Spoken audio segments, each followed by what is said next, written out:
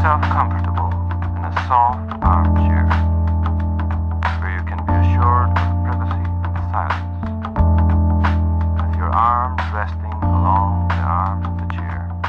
Well, Rania, thanks so much for joining me. Really appreciate it. Sure. While I was doing some brief research about you, I mean, you've come highly recommended from so many people, and I've even recommended you to many people. And I know that over the last few years, you've gotten really, I would say, maybe swamped with the amount of work that there is. Your work is so needed in Jordan and all over the world, obviously. And I looked back at your career. I mean, you've had I would say, like an illustrious career in government, in nonprofit.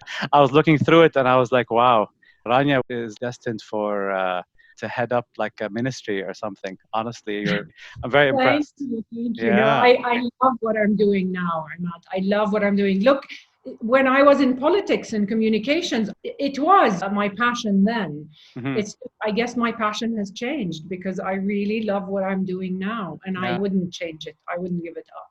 No, that's amazing. What would you call your work, the private practice that you do? Is it psychotherapy?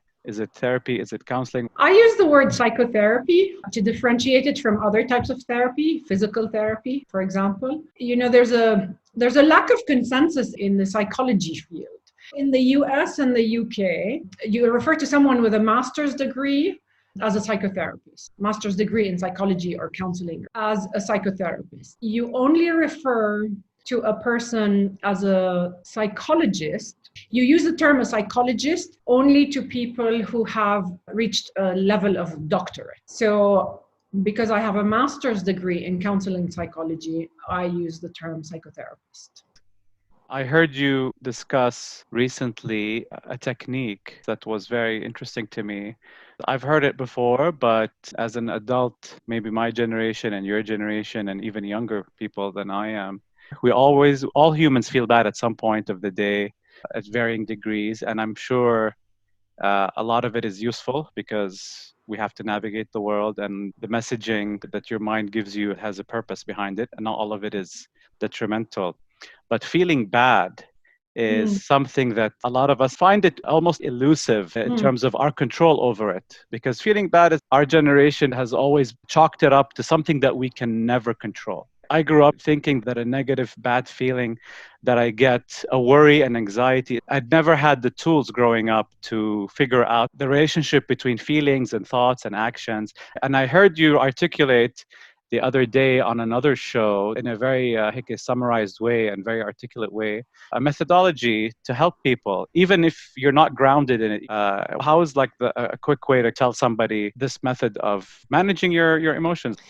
Great question. We don't learn the tools. We learn when we go to school, we learn our ABCs. We learn how to read and write and communicate and how to compute. Nobody ever teaches us about emotions, what emotions are and what purpose they serve. I look at emotions as the operating system, just like your computer has an operating system probably called Windows, and just like your mobile phone here uses an iOS to operate. Emotions are the human operating system. They give us information about ourselves. They give us information about the external world, and they help us navigate. So they're an operating system and almost like a GPS. The purpose behind them is to help us survive by avoiding threats and thrive by identifying opportunities. It's very simple, but when we don't know what purpose they serve, it's confusing because emotions, the basic emotions, let's say 4 out of the 5 basic emotions are uncomfortable.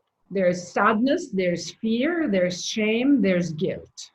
And the comfortable emotion is joy. 4 out of the 5 are uncomfortable. We don't realize that they are there for a reason. They are uncomfortable for a reason. Because if we're comfortable, we become complacent. If we're uncomfortable, it forces us to take action. The idea behind taking the action is making sure our need is met. The need of safety in order to survive, and the need of happiness or joy in order to thrive. If I'm walking in the street and a speeding car comes my way, the uncomfortable automatic reaction I have is get out of the way so that I stay safe and I go back to my family safe. But if nobody explains this to us, we experience the discomfort physically and we don't know what to make of it.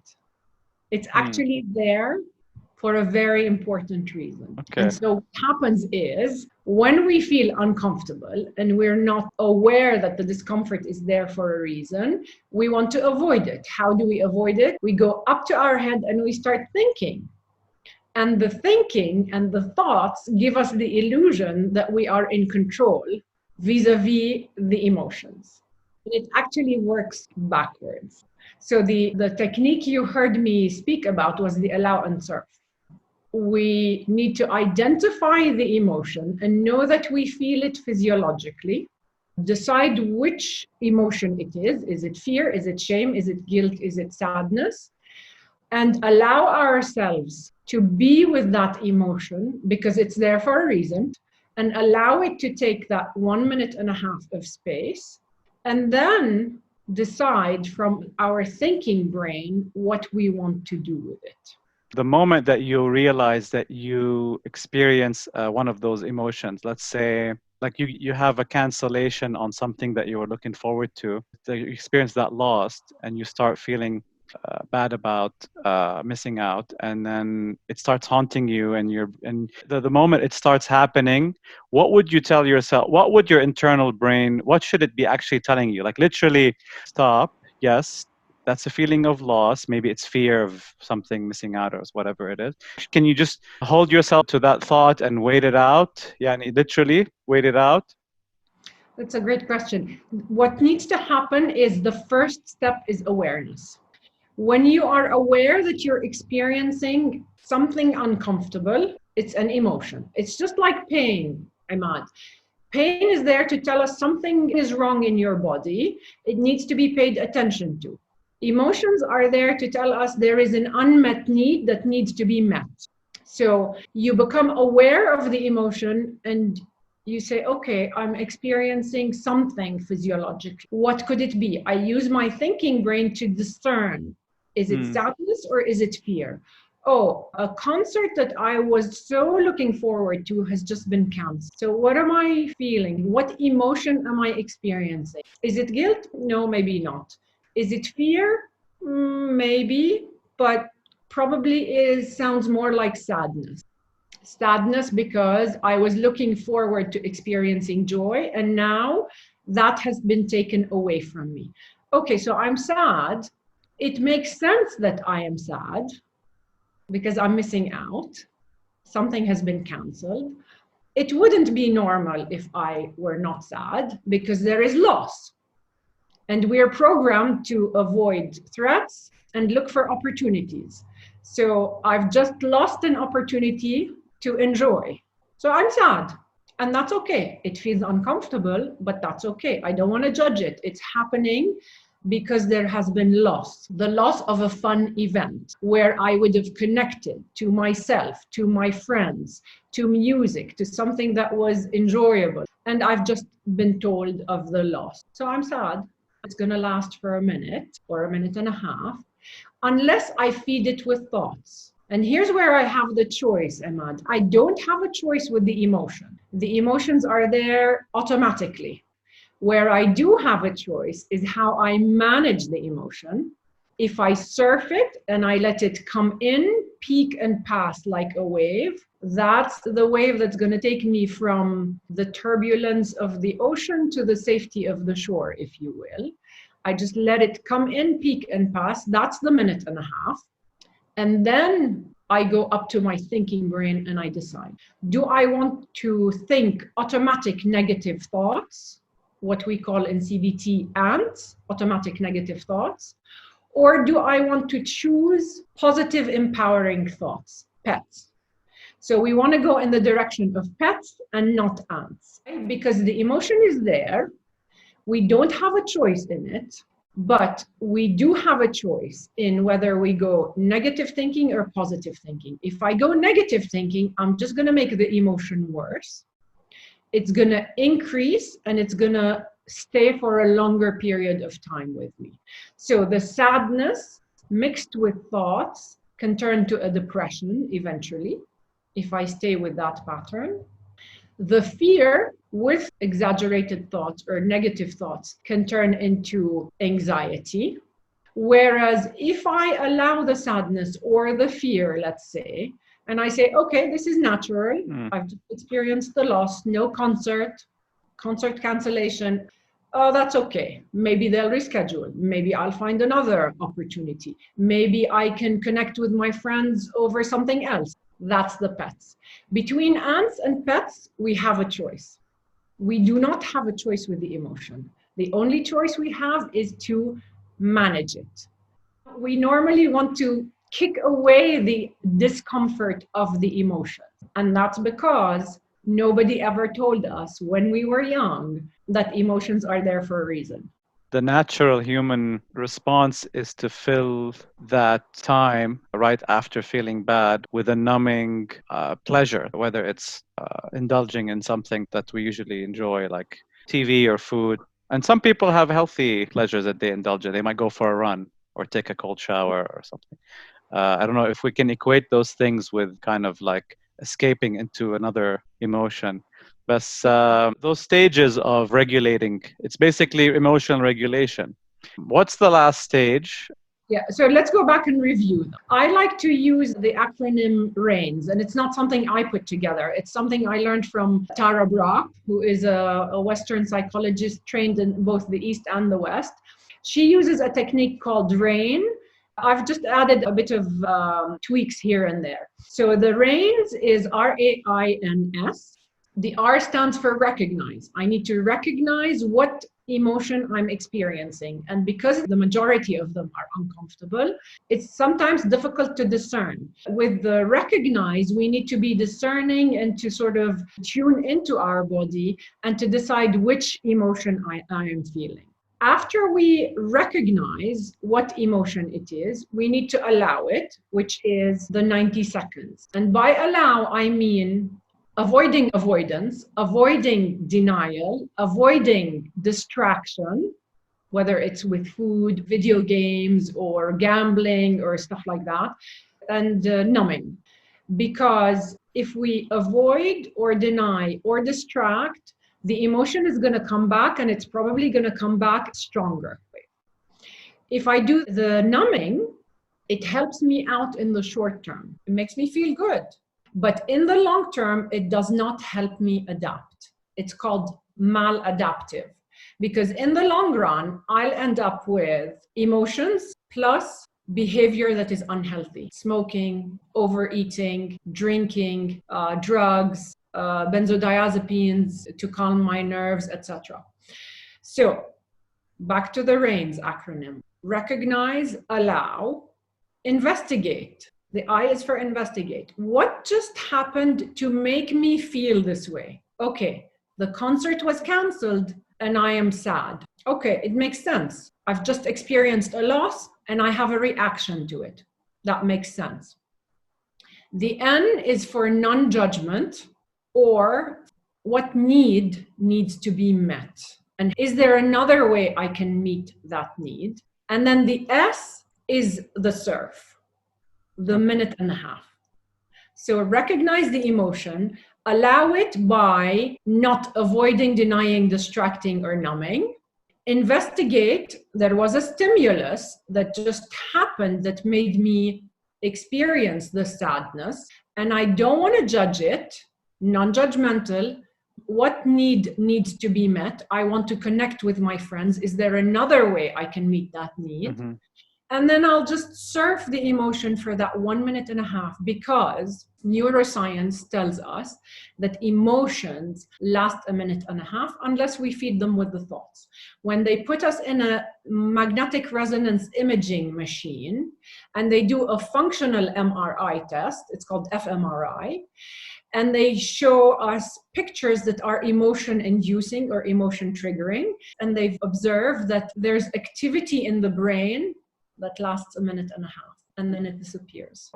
We know it's going to come in, peak, and pass.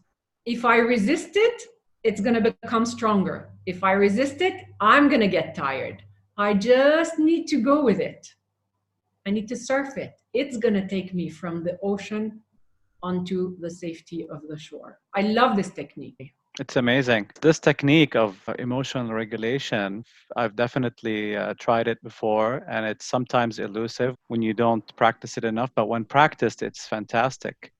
I want to ask you, Rania, when you're disseminating this emotional regulation blueprint to clients that need it, that you've identified would help them greatly, I can imagine that it's not as straightforward as teaching math or accounting to someone. It's not as quantitatively instructable, I would say, because it's embedded in a lot of emotional language, probably, although it is a very precise blueprint. What kind of techniques do you apply to embed this blueprint to your client who you maybe only talk to once a week for an hour? And who knows if during that hour they're even in a good place or not? Are there any life hacks or methods that help you embed that blueprint? Yeah. Whether it's, I don't know, maybe it's going back into their past and seeing why they're blocked, or I don't know what kind of, maybe vocalizing the actual rains while they're going through it verbally. Yeah. I don't know.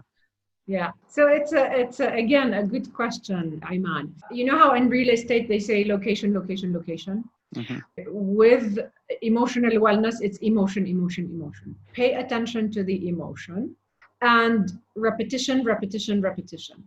Because emotions are uncomfortable, because we have not been taught how to handle emotions, we tend to want to run away from them and resist them. But the key is to get people to allow themselves to try something new, to try experiencing the emotions. And I'm talking, Hona, in general, not people who have had trauma, but experiencing emotions and doing the emotion regulation. The more we do it, the easier it becomes, because there's a basic law in neuroscience called Hebb's law that says neurons, which are the brain cells, neurons that fire together, wire together. So the more we do something, the easier it becomes, because we're creating a neural pathway from zero.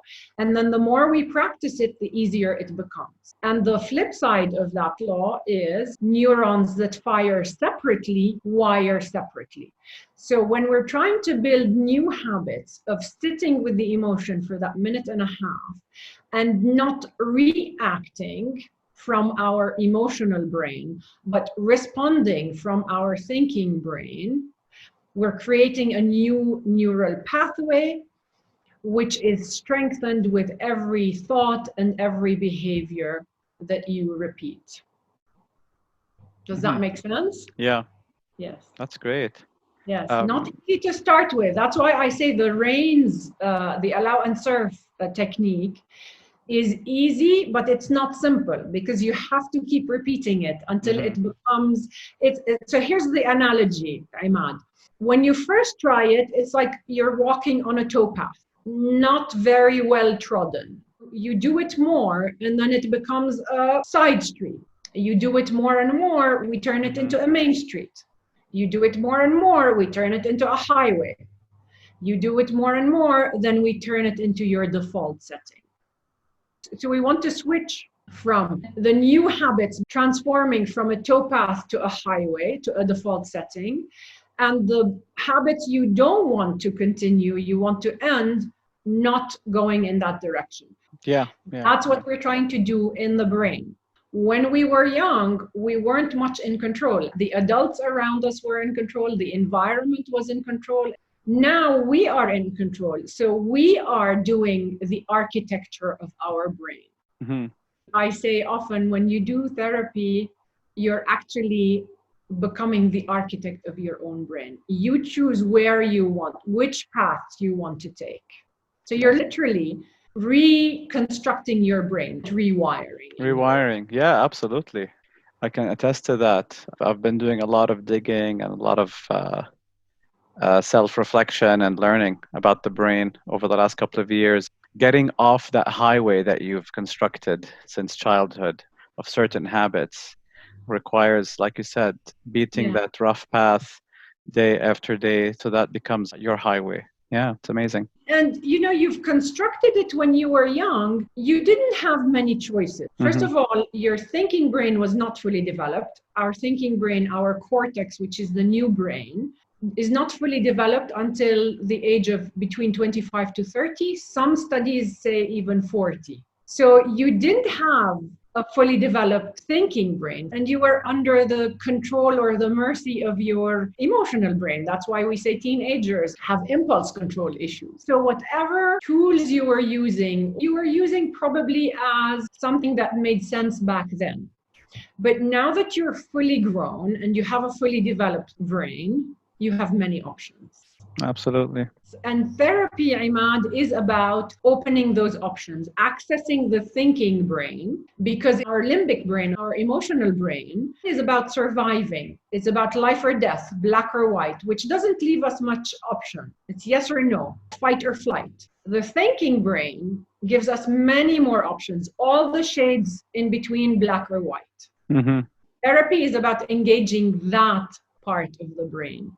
What are you passionate about recently in the last 2 months since this crisis began? Is there anything in particular that's urgent, exciting the development, or something with regards to what the world is now going through? Is there anything that has become more acute in people seeking emotional help? Last couple of months, we've been going through a lot of hardships. Humans have been under a lot of strain, and challenges have become more acute with the lockdown, with financial struggles, social struggles, lack of movement. There's a lot of stuff happening. But did anything catch your attention that you think is worth talking about other than the obvious? Yeah, actually, one thing comes to mind, Imad, that for some people, the lockdown has given them an opportunity to slow down. And some people have used this to look internally. And I've been working with a number of people who have, very interestingly, made progress and made quantum leaps during our work in the lockdown. That is amazing. With some people we've been working for a while, but when the world around us stopped, some were able to look inwards and reflect and make that quantum leap. Wow, that puts a smile on my face. I can imagine. A silver lining sometimes. Yeah. You think it's the lack of external factors that were causing either distraction or causing pain or causing anxiety? It seems to be. I mean, obviously, this is not research. This is just anecdotal, what I've observed. A few months ago, I got sick and I had to stop work for about a month. Oh. And I was alone at home. And I found that I made a lot of progress internally, what we call in psychotherapy and neuroscience integration. In the work that I've been doing myself with my own therapist, I found that a lot of integration was facilitated by this period of self-reflection when I was alone, not distracted, neither by work nor by anyone else around. So I think maybe some of the people I'm working with have gone through something similar. A number of people have made breakthroughs. That's amazing. I mean, I feel like we underestimate the value of a true vacation. A true vacation, not a vacation where you go to a beach for 5 days and you cram pleasure in those 5 days and you jump back into your hectic life again, but a true prolonged break from a lot. That's very valuable. You're right. And I think what I've been hearing a lot is the fact that everyone is in lockdown feels like it's not, oh, I'm missing out. Everyone else is engaged in something, but I'm in this completely with everyone else. Yes. There's something in our limbic brain. So let's go back to emotions for a second. Emotions. So if you think of shame as uncomfortable as it is as an emotion physiologically, shame is originally a pro-social emotion. So let's think of our brain structure for a second. Our brain is like a building made out of 3 stories, okay, 3-story building. The basic brain, which is millions of years old, is the reptilian brain. It's in charge of the breathing, your blood pressure, heartbeat, all the stuff that we don't have voluntary control over, okay? It's your basic physiological survival. Second layer of our brain from an evolutionary point of view is about 250 to 500 million years old. That's the emotional brain. That's where the fear center is, what's called the amygdala, or our alarm center. And that is what looks out for any danger, and that helps us survive. So the amygdala is constantly looking out for the threats that could end your life. That part of the brain operates automatically because when we were hunters in the savannah, and we needed to get some food for the family, we needed to look out for the threats. We needed to look out for the tiger or the lion because we wanted to get food for the family, and we don't want to become the dinner for the tiger. So that part of the brain looks out for the threats and doesn't care much about the nice stuff. So between a butterfly and a tiger, my limbic brain needs to look out for the tiger so that I can stay safe. That's an evolutionary function. Then comes, so our brain was built in layers, and every time we built a new layer, the layer underneath did not change. So the emotional brain, or the limbic brain, did not get an upgrade. What happened was we developed a thinking brain on top of the emotional brain. And from an evolutionary point of view, if I were one in a group of 5 going out to hunt, to compete for a prey, if I stay within the group and the tiger comes along, if I'm one of 5, I have a better chance of survival than if I am one alone. So we are wired to want to be in a group because it serves a survival function. Okay. That's back in the savannah millions of years ago. Fast forward to the city, if the concert was still going on and I didn't get to go to it for a reason, I feel excluded. And that's not a good feeling. Why? Because we're hardwired to be in a group because it increases our chances of survival. So the fear of missing out in the 21st century has its origins way back millions of years ago in our emotional brain. Okay, that's interesting. And therefore, if we link it back to the fact that during a lockdown, it's a level playing field where all of us are sitting in our homes. It eliminates that feeling of social exclusion, which we feel we must avoid because it affects our survival. Wow, that's interesting. And shame is what we feel when we are expelled or we don't belong in the group. Okay. And in my view, I think there's a shame epidemic globally. Where do you see it manifest? Like, give me an example. Everywhere. A simple way of understanding it, I like to refer to Brené Brown's definition of shame. Shame is fear of being less, or not being part of the group, or not belonging. So when I'm afraid, the automatic response when we are in fear is to fight or to flee. There's a third response, sometimes it's to freeze, if we can't either fight or flee. So when we're in shame, we are afraid of being less. When we are afraid, we attack, fight, or flee. Anger is a form of attacking. Gossip is a form of attacking. Judgment.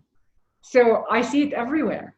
Yeah. I see it in the anger in the streets, in the wars around us, when we're insulted by someone and we attack them. Yeah. Is it linking to Brené Brown's the notion of shame? Is it something that the RAINS method can deal with? Look, the reason I love RAINS is it's applicable to all emotions. Oh, by the way, just on a side note, there is no consensus in psychology as to what emotions are and the difference between emotions and feelings. Some people distinguish between the two. Some people use the term interchangeably.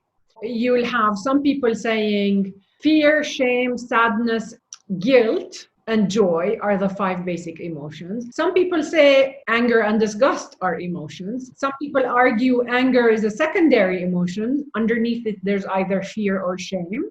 Some people say no, it's a primary. Anger is a primary emotion. I think Jan Panskip argued that there are 7 emotions, and he included surprise and anger with them. Some people argue differently. The way I view things, which has worked in my practice, is I look at emotions as sadness, shame, guilt, and fear.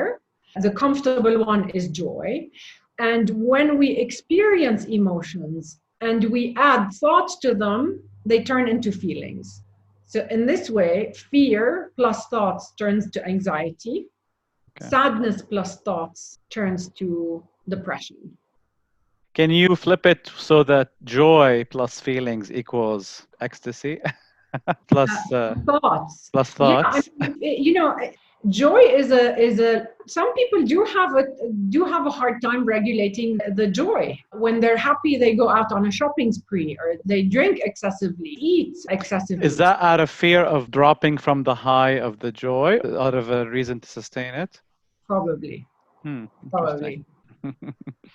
But to go back to the RAINS technique, I find that it works on all 5 emotions. The difficulty is shame feels a bit more complicated, a bit heavier, and a bit stickier than the other emotions. Yeah.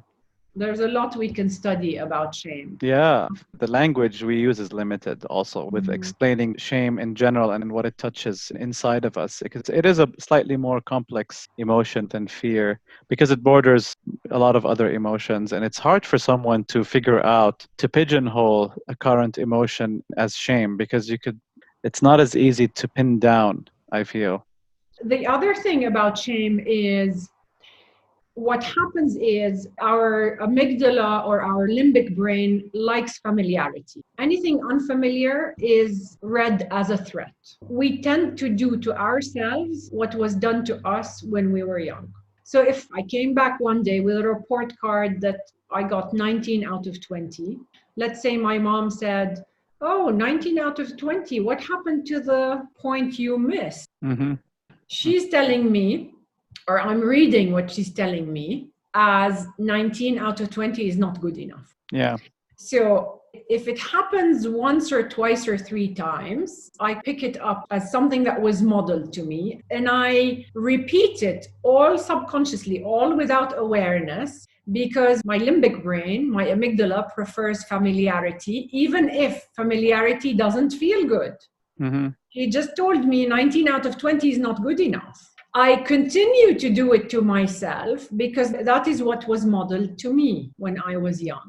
So there is an argument that says shame is not only an emotion, shame is a process that we do to ourselves if it was done to us when we were young. Okay. And that's where I think the added layers come in. Oh, wow. Yeah, it's more deep set from the past. And okay, interesting. And do you think that the parent who instilled or communicated inadvertently those ideas into their kid, they were probably also, even though it's coming from a place of love, probably it seems like it would be an inherited fixation on perfectionism that's missing. And it's interesting that when I spoke last week to a child developmental psychologist, Sirsa, we did talk about parenting in that sense, how parents get triggered subconsciously, unknowingly from a child's behavior, partially because it reflects on us. If a child behaves in a way that triggers a shameful trait that we have a story in our head that it's something that's lacking in ourselves, the parent lashes out or becomes negative. And in that reaction, turns the table around on the child and only points out the negative in the child's behavior. And then the opposite is true. If a child does something fantastic that we've always strived to do, then it triggers us to be positive. It's a reflection of ourselves. So when I come back with a report card where my grade is 19 out of 20, and my mom says, "Oh, where is that 1 point that you lost?" It could be reflecting her fears and her anxiety. And I pick it up as, 19 out of 20 is not good enough. I have to have a 20 out of 20. This way my mom will love me and my mom will continue to protect me. It's that attachment bond. My thinking brain is not fully developed to say, okay, my mom is reflecting her fears. They probably from her childhood by her own parents. Okay, that makes sense. It's okay. It's not a reflection on me. And I Okay. say, oh, something must be wrong with me because something can't be wrong with my parent. If Yeah. something's wrong with my parent, then I'm doomed because I'm fully dependent on them. That's where modern attachment theory comes in. Wow. Yeah. So we Amazing. say, okay, there must be something wrong with me, and hence Okay. the shaming as a process. Wow. Rania, what do you recommend? Is there any reading that you would recommend, or watching or listening, any shows or documentaries or podcasts, anything that interesting recently that you would recommend? Yeah. I'm a big fan of Tara Brooke. Hmm. She has podcasts, she does talks, she does meditations. I like her approach. She combines Western science, Western psychology, if you will, with Eastern philosophy. I like that combination. There's one particular book that I found very useful. I'm looking at my library, my books here. One particular book I found useful, Riding the Emotional Storm. I heard of that. Um, I like Brene Brown's books because they make it easy, but I prefer the hardcore science. Alan Shore, Joseph Ledoux, Daniel Siegel, all the neuroscientists and the psychiatrists who have contributed to what's referred to as modern attachment theory. I like Luis Cozzolino, and these are heavier though. Yeah, more academic stuff. Yeah. But yeah, like I find Brene Brown on the non-academic side entertaining. Very pop psychology. It's very entertaining and it's moving. There is a power in it because it's so accessible to anybody. It is. I mean, if I play her Netflix special to my mom will probably be moved by it. Yeah. But if I give my mom an academic book, it's going to be hard to make a dent in her Absolutely. traditional thinking. Yeah. Your private practice used to be, I would say, primarily face to face, or was it already pre COVID-19 telehealth and Skype calls and that? So what I was doing is I would work online only with people who I already know and I've worked with. And for one reason or another, they moved countries. I usually don't take new clients online because I do find that there is a limitation. If I get to know the person face to face, I can read at least their facial expressions. I can pick up stuff online because I know them already. Yeah. With the COVID-19, I've had to obviously move from working with my clients from the office or the clinic to online, which has worked well because I know them already. Have they resisted the online sessions? Has anybody said, "Please, can we meet face to face?" Or nobody really cares about the face to face. The ones who you've already worked with. Very small minority did not opt for online. Okay. And are waiting for us to resume, clinic work. Yeah. Resuming clinic work, if your clinic is a practice that's one-on-one, where even the receptionist is non-essential, obviously, can you resume work legally in Jordan? And is it something that you're hoping to come back to, or you're not really itching for it? My colleague has actually gone back to the clinic. I have chosen not to until after Ramadan, and then I'll make an assessment. There is no receptionist, so it's just myself and the client and my colleague and her clients. And yes, we have been allowed to go back to practice, but with conditions. So there's enough space between the sessions, there's disinfecting of the clinic on certain days of the week, there's the use of the mask and the gloves, etc. But I haven't opted to do that. Is there any realization since the lockdown in your profession, something that you've realized that you really are better off now that you've lived by force without it? Like so many businesses have realized that they can give up a lot and still function, especially with working remotely. Office space is being, rethought all over the world. In my company, there are for people that can work from home exclusively from home because they work on their computers in graphic work. And I've always resisted because I'm more of a hands-on manager. I like to meet quite often with people, like have a discussion with them face to face. And I always told my staff that I can't allow standard work from home times. I would, though, if we set up a system where you're all on screens and I can see you. I wouldn't mind if nobody came to the office. And that was a year ago, way before this pandemic. And now we are being forced to implement this idea. So yeah, it's amazing what we're forced to start doing with the Right. pandemic. There's always a silver lining Yeah. somewhere, you It's a know. very interesting time. Can you think of one thing that you're glad to never come back to? I haven't thought about that. More walking to work. How far is your office from your home? I could do that. Yeah. How long do you think? It's half-hour walk to your office? Probably 15 minutes. I started walking to my office at the beginning of the lockdown when I didn't have a permit, and it took an hour and 15 minutes each way. Wow. And I felt so good at the end of the day after that. But I know it's not sustainable when you have to shower after you get to the office. Right, right. I haven't thought of what I could do. I still think the face-to-face is very important Yeah. in my line of work. I still think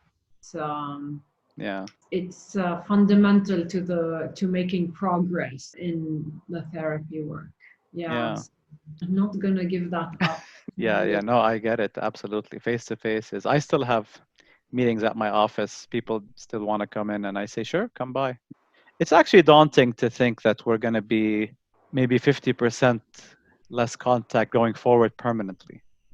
Yeah. I mean, kids in school is something that no one casually, except unless you're an educator in the field or in an institution, no one's talking about it in depth because it's 3 months away. The daunting reality of like 1 billion children are supposed to be in class in September and nobody knows what the hell is going to happen in September. Are my kids going to be sitting with 20 other kids and then going home to see their grandma? That's not going to happen. That's not going to happen this year. And it's such a daunting thought that human interaction is nearly forever taken I wouldn't say a 180, but like a big detour. Yes, a lot for us to reflect about. Yeah. And the importance of connection, because we are social beings fundamentally. Yeah. We need that. But I'd like to talk about, in reference to shame, just throw in this 3 states that we can be in: fight or flight, rest and digest. And then the third state that Tara Brach refers to is tend and befriend. We tend to ourselves and befriend ourselves, or tend to others and befriend others. And that's quite the opposite of the shaming. We connect with others, we have a certain connection with people, but yet we don't extend the same process to ourselves. In other words, we don't tend to ourselves, we don't attend to our needs and treat ourselves the way we treat others. So very often we tend to criticize ourselves, we tend to be harsh on ourselves. We go back to the report card, the 19 out of 20. So I shame myself and I'm harsh on myself, and I tell myself things that I would never tell to a friend, or that if I told to a friend, I would lose that friend. They would no longer be my friend.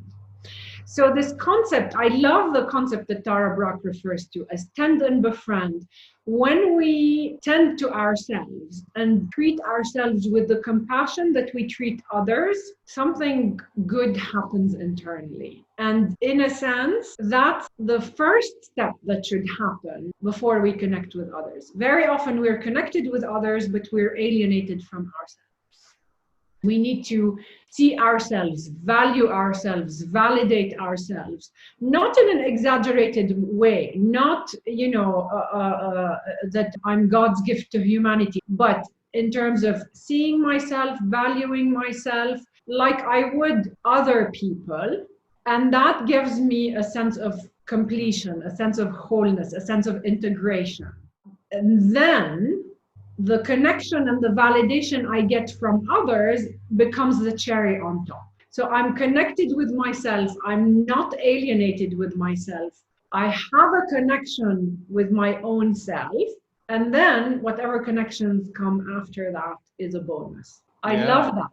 That's Because amazing. we so often want to connect with others at a time when we are alienated from ourselves. I mean, that's a long way of explaining the tend and befriend that I'm really appreciating these days. The tend and befriend to myself. Okay. Like putting the oxygen mask on before we put the oxygen mask on a child. We need to tend and befriend ourselves and from a place of completeness or wholeness connect to others. Yeah, Otherwise, we're always going to be looking for validation from the outside. that's true. And that can be frustrating. Yeah, and elusive and unattainable. Yeah. Yeah. And another point, Imad, that I think is important to mention is this concept of shifting the locus of control from externally, from outside me to inside of us, meaning I can't control events that happen in my life and I can't control others. The only person I can control is myself. Yes. And the notion that I can control events and I can control other people only leads to frustration. So rather than seek that with behaviors, the task really lies in shifting that control internally and regulating our emotions internally. And that will make us not need to control others and to control events. It's a question of shifting how we relate to the events that happen externally, because we will never be able to control them. Yes, that's an exercise I love doing where you're not only realizing that you cannot change certain events outside us, like the weather or people's behavior, but also making sure that you don't allow those occurrences to get to you because it totally doesn't serve you in any of your goals. It's something that I never grew up knowing as a very simple technique. And I'm glad that articulating all these ideas about helpful thinking and regulation and emotions is coming out. And I also want to thank you for, in the past, you've mentioned Tara Brock, and I got the chance to meet her a few years ago. Out of curiosity, I was in Washington where she gives her weekly sessions, and I got to sit through one, which was awesome. And also meditation, also. How was it? It was, well, first I was intimidated because I've been listening to Tara Brock for a while and I walked in with very wild expectations of the session. It was in a Unitarian church where she does it in DC and it was great. I wasn't prepared for the topic. I don't even remember what it was right now. It was something that I wasn't expecting, but I just went there almost for the celebrity aspect of it. She has thousands of snippets online that people can benefit from. And you should pick and choose what really relates to you. So it was fun to be there, and I met her. There was a long line of people greeting her. But then I also didn't know that she did it live, that these sessions are always live. Yeah. Every other week. I think now they're probably stopped, obviously, because of social distancing. But yeah, she's great. And I don't know, she doesn't do private practice like you, I think, correct? Or does she only do content or? I'm not sure she does private practice anymore. Yeah. Now that you're doing a lot more live sessions on demand from different organizations that basically as a public service, pretty much the same thing that you're doing on this episode. Is it something that's stressful that you're accepting all these invitations to discuss mental health in live events? Yeah, the live events, particularly in Arabic, are challenging because all of my training has been in English. It's not easy. The demand is high. Though I'm treating it as an exceptional period. This is, as you say, having the information out there, doing this as a public service. But the one-on-one, how can I describe this? It is such an honor to be in a room with someone who trusts you with their vulnerability. Mm-hmm. And who in a way is asking you to accompany them on their journey of self-development. That is priceless. And the authenticity in the room is just really invaluable. So very different functions. This is a way of scaling and making the information available to more people in 1 hour. But the one-on-one is absolutely priceless. That's the real honor in what I've done. Yeah. over the 30 years career. That's the real honor. Yes, the personal, one-on-ones where someone's confiding and is totally vulnerable. It's amazing. And I'm glad that you're passionate about it because it is so needed right now. And my clients are my best teachers. Yeah. That's incredible. That's what I tell myself about my kids when I'm frustrated. I'm like, these kids aren't just to tick a box that I have kids, but I'm learning from them. It's that's a great way to think about it. Absolutely. Well, Rania, thanks so much for coming Pleasure. on Pleasure. and keep doing what you're doing. And you too. You too. I've Thanks. really enjoyed your podcast. Keep them coming.